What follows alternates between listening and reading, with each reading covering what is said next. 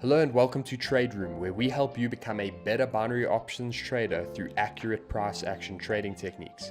In this video, I'm going to be showing you a price action technique that when you implement properly within your strategy or create an entirely new strategy using this, it can yield very good results.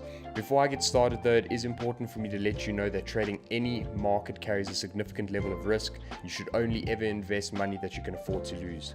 Like this video if you find it valuable, comment down below with any questions or suggestions you have for the channel, and subscribe for regular binary options trading content that will help you become a better trader.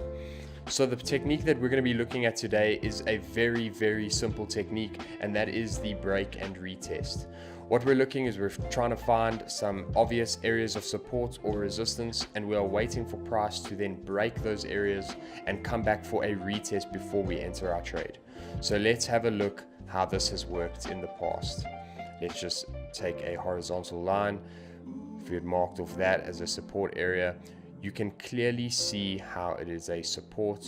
You then mark that off. Price then breaks the area of support and you enter on the retests.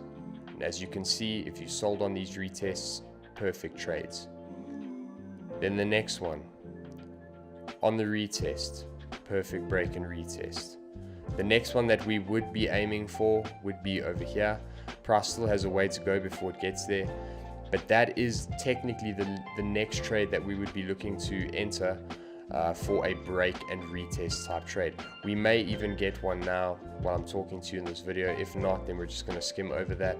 But yeah, that is how you would look to trade break and retests.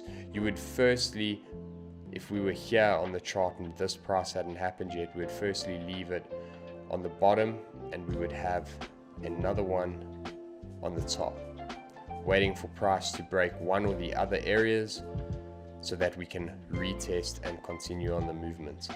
So if it broke to the upside, we would have waited for a retest to the downside using turning the resistance into support and then continuing.